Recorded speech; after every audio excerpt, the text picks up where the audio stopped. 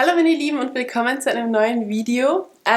Dadurch, dass ich weiß, dass ich mich auf euch verlassen kann und ihr immer super Ideen für mich habt in den Kommentaren, habe ich mir jetzt gedacht, ich schmeiße nochmal die Kamera an, denn es sind ein paar Sachen, wo ich nicht genau weiß, wie ich weitermachen soll.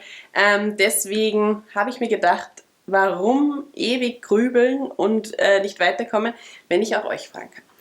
Deswegen machen wir uns jetzt auf den Weg mit einem Holzklotz zu einem Projekt von mir. Ich möchte euch heute zwei Projekte zeigen, wo ich eben nicht ganz so weiß, wie ich weitermachen soll. Ihr seht, wir gehen beim Güterbahnhof vorbei, bei der Mine und bei unserem Winterdorf, denn ich möchte zu meinem neuen Disney-Schloss.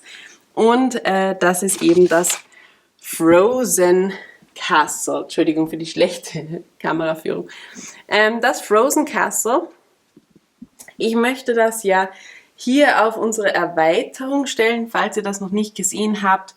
Wir haben ja hier auf der Seite etwas erweitert. Und ja, ich möchte das natürlich jetzt so super wie möglich einbauen, dieses Frozen Castle. Natürlich, es fehlen noch die Grundplatten, die sind aber schon bestellt. Ich hoffe, die kommen bald. Aber sobald die da sind, geht es dann los. Und jetzt habe ich mir gedacht, ich möchte ja auch wieder so eine Art Berg, wie Christoph hier drüben gebaut hat, beziehungsweise auch ein kurzer Schwenk zu meinem Disney-Schloss. Das steht ja auch etwas erhöht auf so einem Mini-Berg drauf. Und das hätte ich auch wieder gern eben für das Frozen Castle. Dafür habe ich ja schon Teile gekauft im Legoland, mal auf Verdacht. Und das sind eben diese hier. Das sind so durchsichtig, wie so Wassersteine in durchsichtig blau. Na, heute sieht man das ja ganz schlecht. In durchsichtig blau mit so Glitzerpartikel drinnen, weil ich mir gedacht habe, das sieht dann so aus, wie wenn das einfach komplett frostig wäre, eingefroren. Und ich habe mir das jetzt ausgemessen mit diesem Klotz. Geht sich das dann aus, dass das Schloss so weit erhöht wird, dass hier quasi zwei Reihen oder ja, zwei Höhen von diesen Teilen hier hineingehen. Natürlich möchte ich das nicht so haben, dass hier das Braun durchscheint, deswegen werde ich den mit heimnehmen und daheim ihn entweder ja in so weiß, hellblau irgend sowas anmalen, damit der besser aussieht und damit dann eben auch das Braun hier nicht so durchscheint.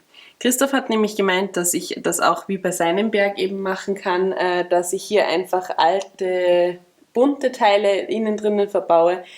Aber natürlich hier sieht man das nicht, weil dann weiß drüber gebaut wurde. Und hier bei meinen durchsichtigen Teilen würde man das aber durchsehen und das sieht dann ja komplett komisch aus. Jetzt ist aber meine Frage, wie ich das eben bauen soll. Ich habe hier verschiedene Möglichkeiten einmal ausprobiert. Na super, es fällt schon auseinander. Entweder würde ich das so versetzt aufbauen, dass quasi dieser Eisberg darunter ein bisschen schief wird. Das heißt aber, dass ich hier in der Mitte immer irgendwie einen 1x2er bräuchte, vielleicht auch in diesem Glitzer durchsichtig.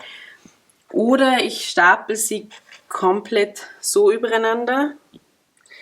Ja, ich weiß es nicht. Ich habe mit solchen Teilen eigentlich noch nie gearbeitet, muss ich sagen. Sie gefallen mir sehr gut. Ich dachte mir auch, dass sie sehr, sehr praktisch sind, aber ich weiß wirklich nicht, wie ich die jetzt am besten verbaue, dass es am schönsten aussieht. Oder soll ich vielleicht überhaupt die nur teilweise in den Berg einbauen und rundherum normale Steine einbauen, damit das nicht, keine Ahnung, so eine große Fläche wird? Ich weiß es nicht. Falls ihr schon mal mit solchen Teilen gebaut habt, bitte schreibt mir in die Kommentare, wie ich das am besten machen könnte, dass das einfach am schönsten aussieht. Wie gesagt, ich möchte da einfach drunter diesen Eisberg haben. Ich habe auch schon Teile bestellt, damit ich nein, noch nicht bestellt, ich habe sie auf meine Wanted-List gegeben. Ich habe jetzt übrigens auch eine Wanted-List, damit ich hier diese Stiege dann erweitern kann bis ganz unten. Also ja, es soll dann wirklich so aussehen wie im Frozen-Film. Das wäre einfach die ideale Situation. Ihr seht auch, ich habe schon die Figuren übrigens ausgetauscht. Hier ist jetzt die Minifiguren Elsa, die hier am Balkon steht, mit dem langen Mantel, der jetzt bei der Friends-Figur dabei war.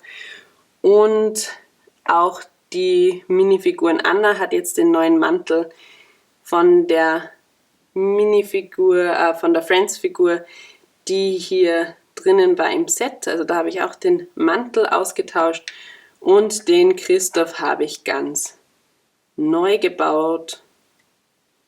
Der ist dieses Mal in Braun gehalten, weil ich mir gedacht habe, das passt eigentlich auch recht gut. Genau. So viel zum Update von meinem Frozen Castle. Wie gesagt, falls ihr da eine Idee habt, wie ich diesen Berg dann super gut bauen kann, dann schreibt mir das hinein, denn das wäre schon echt cool, wenn das dann wirklich wie ein Eisberg aussieht. Meine zweite Baustelle derzeit ist, ihr wisst es ja, der ganze Bereich vor dem Disney-Schloss, das Hogwarts Castle. Die Winkelgasse ist Teil von dem Projekt von meiner Mutter. Das muss sie ja wieder bereinigen, deswegen da soll sie noch ein bisschen weiterbauen. Ich finde aber, der erste Eindruck sieht schon mal recht gut aus. Wir werden dann einmal um eine Stellungnahme bitten, was sie sich da einfallen hat lassen und wie sie das jetzt umgesetzt hat. Aber kommen wir zu dem, was ich gebaut habe. Und ihr seht, ich habe da schon wieder einiges umgestellt. Es sind ja diese neuen Harry Potter Sets rausgekommen, wo ich mich jetzt entschieden habe, dass ich nicht alle neuen Harry Potter Sets kaufe, denn es ist ja die große Halle nochmal rausgekommen und auch einige andere Teile sind nochmal rausgekommen. Und das brauchen wir natürlich nicht doppelt. Speziell auch, weil die Türme bei den neuen Sets ja nur in diesem Grün gehalten sind und das wäre dann vielleicht ein bisschen ein Kuddelmuddel. Da bleiben wir bei den grauen, bei den alten Sets. Was ich mir aber gekauft habe, das habt ihr ja schon in einem Video beim Haul gesehen, da habe ich mir das Set mit dem Vielsafttrank gekauft. Das ist quasi dieses Badezimmer, wo sie da drinnen stehen und wo dann Harry und Ron zu Krabby und Goyle werden und die Hermine dann diesen Katzenkopf bekommt, weil sie die Katzenhaare erwischt hat. Und die erste Flugstunde habe ich mir auch gegönnt. Hier ist das Set von hinten. Von vorne versuche ich es auch mal zu erwischen. Mal sehen, ob das jetzt so gut funktioniert. Ja, geht auch. Finde ich auch recht nett. Und das habe ich jetzt mal so platziert, dass quasi Hogwarts da noch ein bisschen offen ist. Aber ja, es trotzdem mehr nach einer Burg aussieht quasi. Ich komme mal hier rüber, damit ihr das ein bisschen besser seht. Genau. Was ich jetzt quasi umgebaut habe, was nicht original so gedacht war, ich habe hier natürlich einiges umgestellt. Die ganzen Teile, die eigentlich zusammenhängen, habe ich auseinandergebaut. Und ich habe hier zum Beispiel diese zwei Türme oder Zimmer habe ich übereinander gebaut. Die wären nämlich eigentlich einzeln nebeneinander zu stellen, aber ich habe mir gedacht, es wäre nett, wenn man hier wieder ein bisschen einen größeren Teil hätte, damit das nicht alles dann so flach ist, weil einerseits haben wir hier die ganzen großen Türme und dann wäre hier alles so flach. Das sieht dann auch nicht so gut aus. Außerdem habe ich hier auch diese zwei Fichten oder Tannen oder was das sind noch hier hingestellt. Hier drüben habe ich eben das neue Set verbaut und das habe ich auf den Durchgang gegeben, der glaube ich bei dem Set dabei war mit der peitschenden Weide. Und auch hier eben habe ich versucht, dass das ein bisschen höher wird und nicht alles nur so nebenbei so klein zusammengestellt ist. Und habe hier unten, ich hoffe ihr könnt das sehen, genau, damit das eben nicht so ja, arg aufeinander gebaut ist, so eine Platte auf die andere, habe ich hier noch diese Inverted Slopes genommen. Das war ein Tipp von Christoph, damit das hier ein bisschen netter ist, dieser Übergang vom Bogen zu dem Badezimmer, das da oben ist. Natürlich haben wir jetzt noch das Problem, oder vielleicht ist es auch gar kein Problem,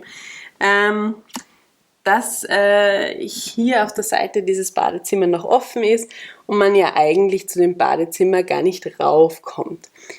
Aber auf der anderen Seite habe ich mir gedacht, das ist ja bei diesem Harry Potter Schloss überhaupt so, dass das alles irgendwie die Räume so übereinander sind. Und ja, die Erreichbarkeit von den verschiedenen Räumen sowieso oft fragwürdig ist. Jetzt habe ich schon überlegt, ob ich das so lassen soll. Was ich jedoch auf jeden Fall nicht so lassen kann, und da muss ich jetzt wieder hier rüber schwenken, ich glaube, das sieht man von hier recht gut, ist, dass ich hier noch ein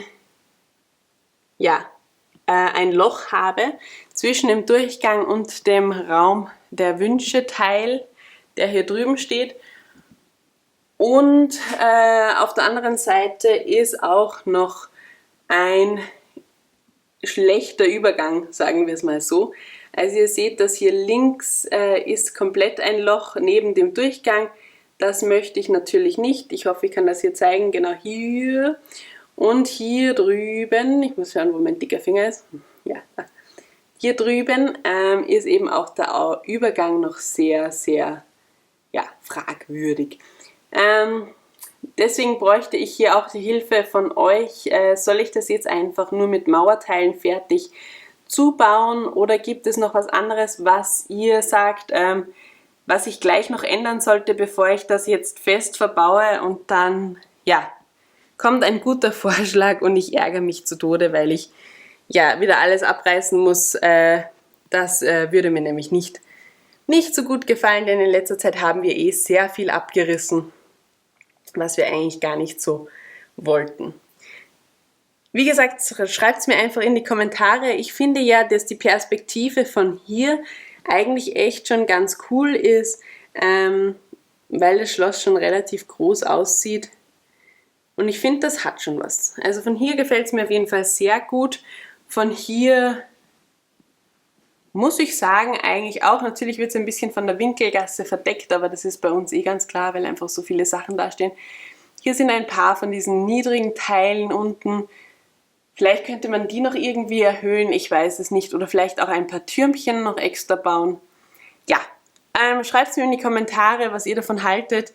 Ob das so okay ist, ob ihr glaubt, dass sowieso noch weitere Harry Potter Teile rauskommen und ich mir gar nicht so viele Gedanken machen soll, weil ich die dann ja auch wieder einbauen muss. Ach, ich sag's euch.